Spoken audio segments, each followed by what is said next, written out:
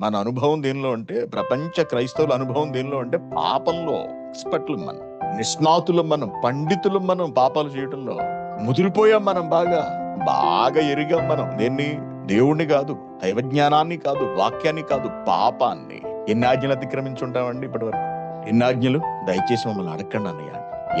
చెప్పలేమయ్యి, ఎందుకో అన్ని ఉన్నాయి. నిజమా? ఎన్ని ఆజ్ఞలను అనుభవంలోకి తీసుకొచ్చాం మనం? ఒకటి చెప్పు. ఎన్ని ఆజ్ఞలు మన బ్రతుకులో మనం పాటించాం? ఆ ఆజ్ఞను పాటించటం ద్వారా ప్రభువుని ఎలా ఎరిగాము మనం? ఎలా అర్థం చేసుకున్నాం? ఎలా అంచనా వేయగలిగాం? ఒకటే లేవా? ఒకడు కూడా లేదా? ఉండదు. ఎన్ని ఆజ్ఞలు అతిక్రమించాము, అతిక్రమించడంలో ఎంతటి అనుభవం ఉందో అది మాత్రం మన దగ్గర ఉంటుంది లెక్క. అది కూడా లెక్క కట్టలేము. అది అసలు లెక్క కట్టలేము. ఎన్ని పాటించామో ఒకటి కూడా చెప్పలేము. పాపం చేయడంలో అనుభవ జ్ఞానం ఉంది, ఆజ్ఞలను పాటించడంలో, వాక్యాన్ని అమలు చేయడంలో మాత్రం క్రైస్తవులకు అనుభవ జ్ఞానం లేదు. మరి ఎలా వెళ్తాం మనం పరలోకం? ఎలా లభిస్తుంది